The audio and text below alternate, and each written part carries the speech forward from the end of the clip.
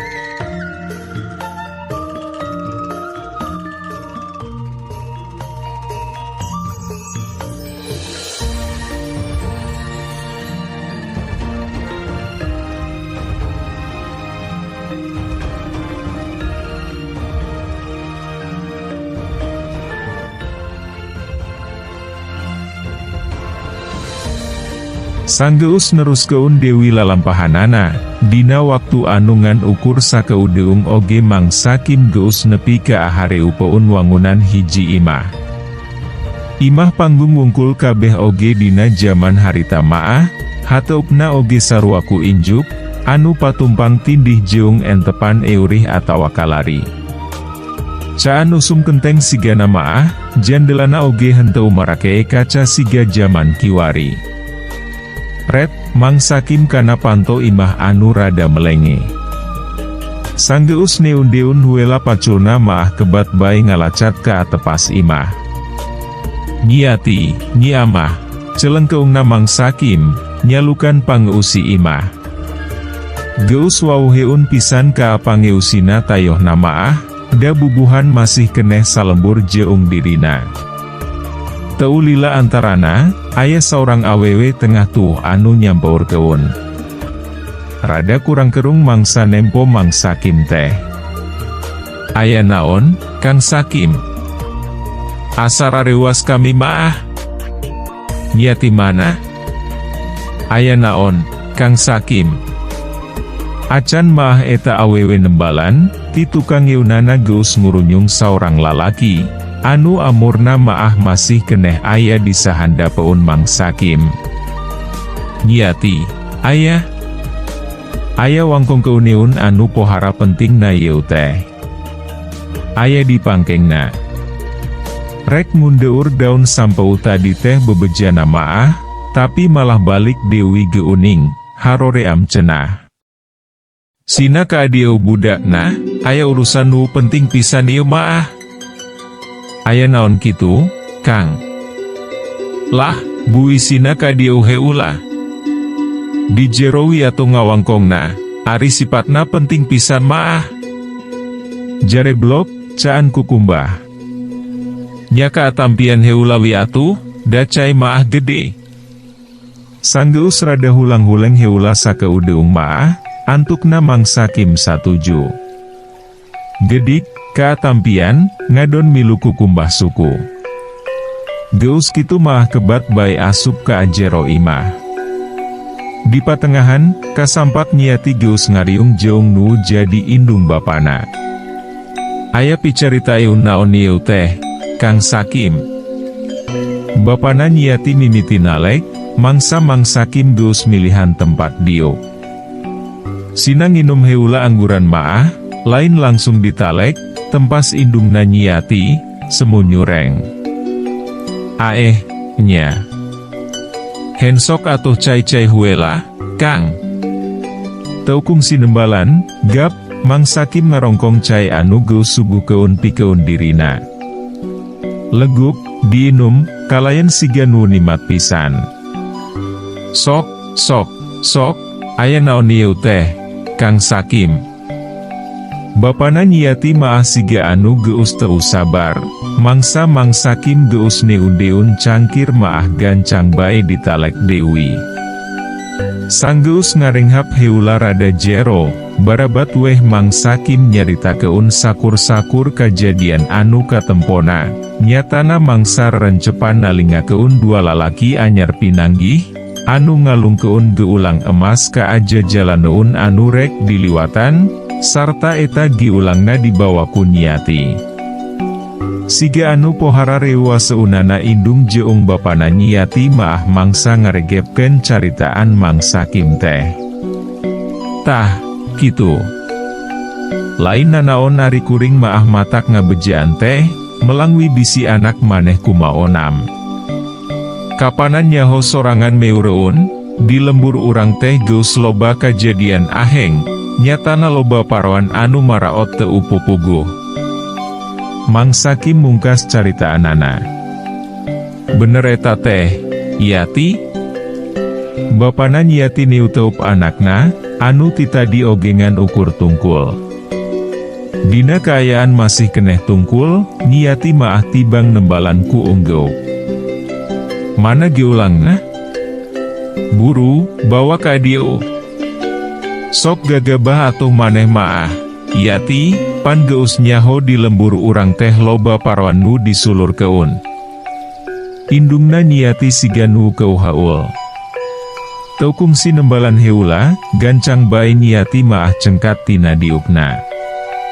Koloyor, ka pangkengna, kalayan teukum si lila oge geus ngurunyung deui nyampurkeun anu keur ngariung.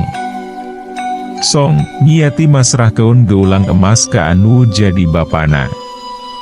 Ari maneh, lain bebeja ka kolot. Lamun aya nanaon maah pan kolot oge ka bagian riweuhna. Bapana Niati siga nu keu haul. Enya, Yati, mangkaning dina waktu anu ngan ukur bubulanan deui oge, kapanan maneh teh rek kawin? Indungna Niati milu ngagelendeng. Mau geus, teu kudu nyalah keun budak. Dasaha awewena atuh anu teu kabita kurarangken emas anu sakitu gede ajeuna maah. Mending oge ayeuna maah urang sagancangna bebeja ka apupuhu lembur, sangkan sagancangna dibadamikeun. Mang Sakim gancang nyelengkeung. Nyahayu atuh. Tapi, ari Kang Sakim moal salat heula, deuk ditajuk anu aya di gigireun imah pupuhui, dasok nyediakeun sarung di dinya maah. Sanggeus amitan ka anak jeung ka anu jadi pamajikanna maah, gura-giru bae bapana Niati ngagedik ninggalkeun imahna, dituturkeun ku Mang Sakim. Ari Niati maah tibang bisa tungkul mangsa anu jadi bapana jeung Mang Sakim geus naringgalkeun eta imah teh, sabab indungna haben ngagelendeng meh taya pisan eureuna. Ari Mang Sakim jeung bapana Niati, teu kungsi lila oge geus narepi deui ka hareupeun wangunan hiji imah, anu sok sanajan kasebutna sarua imah panggung, tapi leuwih gede turta katembongna leuwih wewek batan imah-imah anu sejena. Sok witi heula, kuring maah deuk salat heula, ceuk Mang Sakim. Sanggeus bapana Niati unggeup, kebat bae Mang Sakim maah muru ka tajuk, anu pernahna meh pagigir-pigir pisan jeung eta imah. Sanepina ka kulah anu aya di hareupeun eta tajuk, Sanggeus ucul-ucul heula pakaian mah gebrus bae Mang Sakim mandi. Rengse bebersih, cong, ngadekeun sholat 4 rakaat. Bororaah husuka tempona teh, malah semu gagancangan, dina mangsa keur sujud ogengan saukur ngantel keun tarang, sakadar ngagugur keun kawajiban teh lain bobohongan. Sareng sena ngalakonan sholat lohor, kalayan dina kayaan masih keneh mamake sarung, gura-giru bae Mang Sakim nyusul bapana nyiati.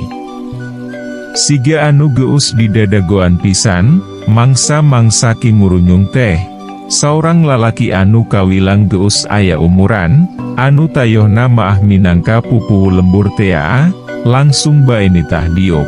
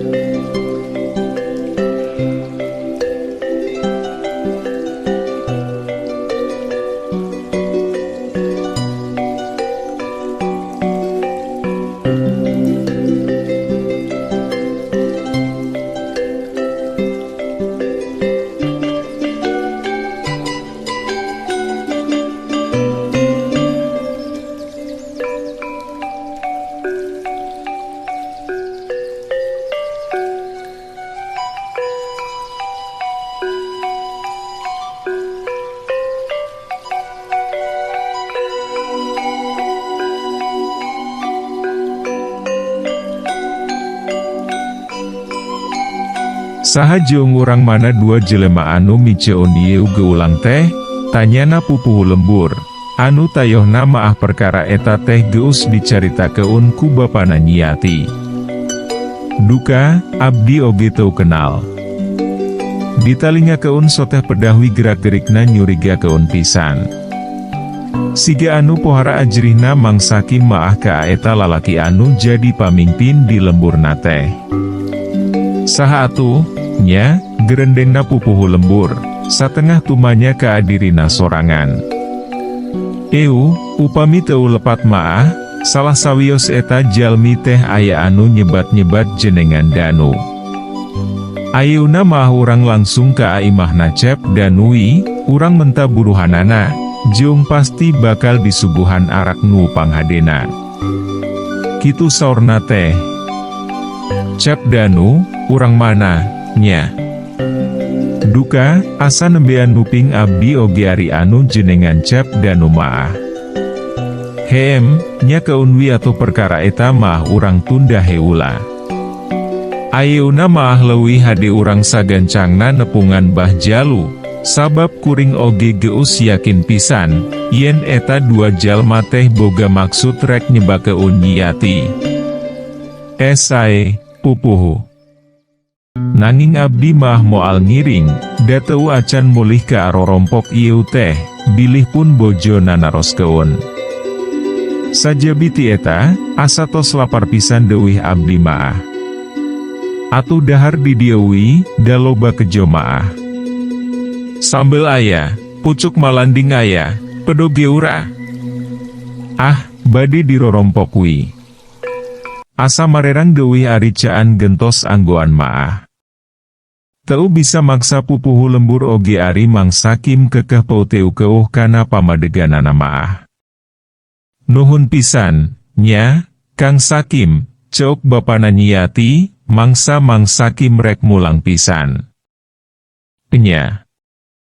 Didoakeun wising saralamet, nya. Amin. Nuhun pisan, Kang. Geus kitu maah gura-giru bae Mang Sakim maah mulang ka imahna. Ari pupuhu lembur jeung bapana Nyiati, saleosna Mang Sakim teh harita keneh naringgal keun eta imah, sejanga jugjug ka panganjerekan Mbah Jalu, anu sigana maah minangka pananyaan anu aya di lembur eta. Mangsa geus nepi ka hiji imah nu dijugjugna, pupuhu lembur jeung bapana Nyiati gura-giru bae uluk salam. Sanggeus aya anu nembalan, teu kungsi lila oge panto imah aya anu muka keun.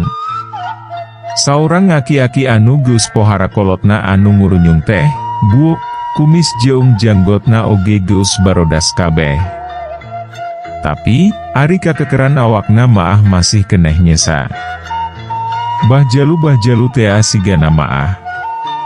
Aya naon, jang Oman, tanya Mbah Jalu ka pupuhu lembur, anu tetela ngaranna Oman.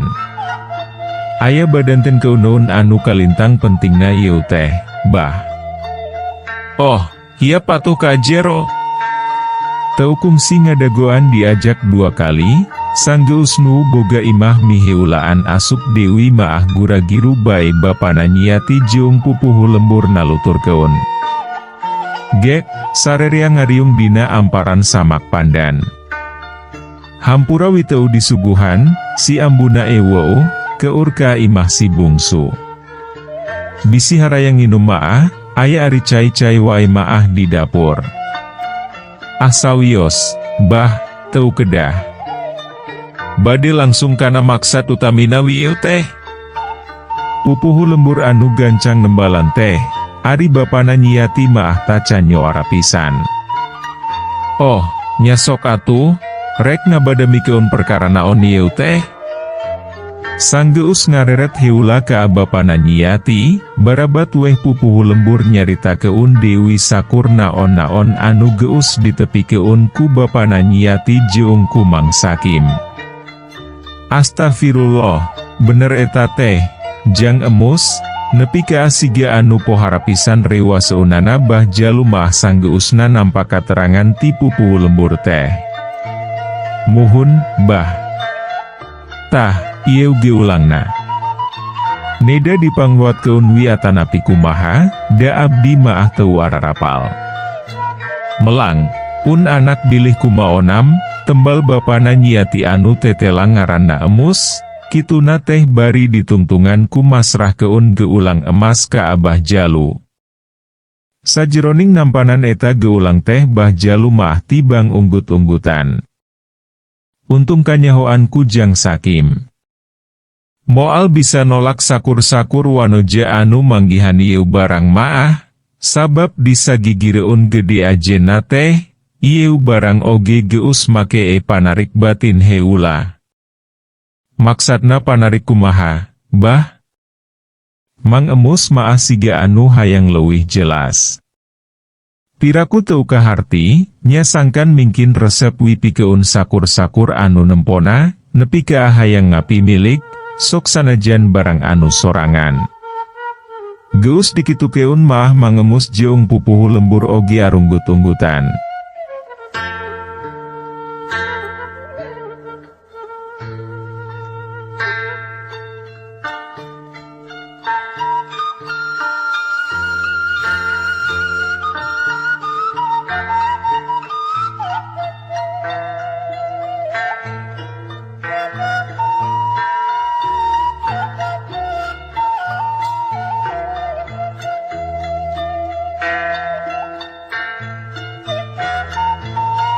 Ari 2 jalma anu miceun ieu geulang teh, saha jeung urang mana, cenah?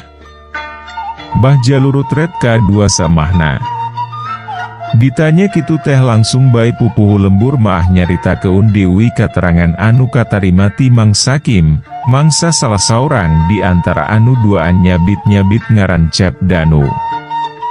Cap Danu, urang mana, nya? Duka, Bah, abdi oge teu terang.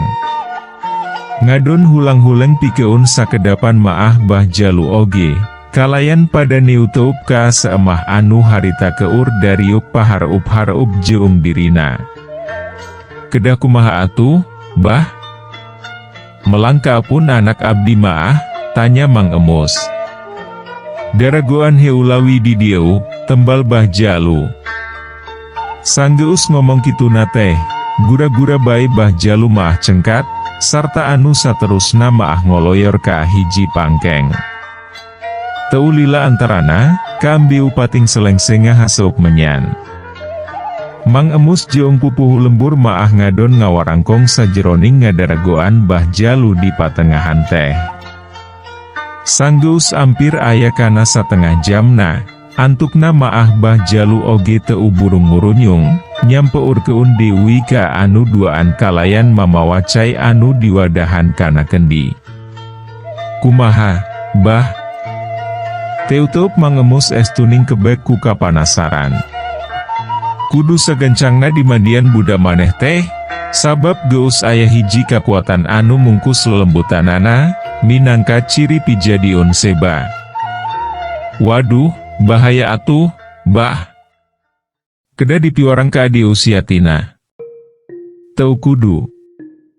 Yeu cai sina dipake mandi. Pangpangna pisan maah sina diceuceukeun kana embun-embuanana, tembal Bah Jalu, kituna teh bari ngasongkeun kendi ka bapana Nyiati. Hatur nuhun pisan, Bah. Perkawis tawis panuhunna maah engke wikupun bojo sina disanggakeun ka adieu, da estuning rurusuhan pisan tadi teh, teu kantos nyanda artos sapeser-peser acan. Hahaha.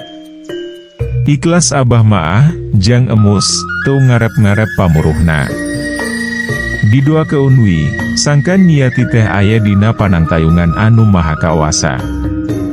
Tapi, ari kedina maah bawa Dewi ka adieu, teu boga Dewi Abah maah. Oh, muhun mangga. Hatur nuhun pisan atuh upami kitu maah, Bah. Nya. Ari yeu geulang, rek dirawatan kusaha. Bah Jalu nembongkeun geulang anu keur dikekeweukna. Alim abdi maah, sieun. Alim abdi oge, Bah. Ku Abah wirawatan. Siga anu sarua sarieuneunana pupuh lembur jeung Mang Emus maah mangsa ditawaran ngampihan eta geulang teh. Nyaka jeung ari embung maah, ku Abah wirek dirawatan. Pupuh lembur jeung bapana Nyiati maah tiba ngarungguk. Sanggeus nunuhunan pikeun anu kaasa babaraha kalina, pupuh lembur jeung bapana Nyiati maah gancang aramitan, sarta anu saterusna maah gura-giru bae ninggalkeun imah Bah Jalu. Hayang nalek sacara langsung ka Nyiati sigana maah, pupuh lembur oge milu nuturkeun Mang Emus anu semururusuhan muru Dewi ka imahna. Di sejian tempat, kalayan masih keneh dina mangsa anu sarua, harita teh dua jirim anu pakaanana sarua sing sarua hideung, keur gujuan gajeleng jojorelatan, kalayan dina gerakan siga anu harampang pisan. Tetela, eta dua jirim teh tayelian dua lalaki anu samemehna ngalungkeun geulang emas, ka jajalaneun anu rek diliwatan ku Nyiati. Sanggeus ngaliwatan sababaraha pilemburan, rek, antukna maah eta dua jalma ngarandek di buruan hiji imah anu pohara badagna. Wewek tur hade wangunan eta imah teh, sok sanajan wangunanana maah masih keneh imah panggung. Palataran buan katembongna raresik pisan. Ngemplohna amparan jukut anu paselang jeung pating jarumplukna kekembangan, estuning matak genah katempona. Meh pagigir-gigir pisan jeung eta imah, ngajajar kandang kuda anu sarua wewekna. Sanggeus siliheret heula sakeudeung, sup, eta jalma anu duaan ka atepas imah. Waktosna seep. Caak hanca. Urang simpen di handeuleum sieum paragi nyokot ninggalkeun, kenjing urang sampeur Dewi, Hapunten palamitra kanggo nyumangetken sim kuring, Mang Augustin ngadongen teh, nuhun keun di subscribe, di like sareng di share. Atanapi di komen manawi masih aya keneh nu resepun kana dongeng, supados teu kakantun carios salajengna. Mangga permios. Anu gereulis karasep anu hoyong carita kisah kasih dinamika romantis remaja. Mangga cobian carios nyambung bentang pasantren. Nutos sarpuh gemaos sieu maah bakal kabawa asa ngora dewi.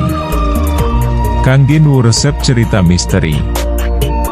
Mangga dan bukeun leuweung larangan di channel YouTube Mang Augustin.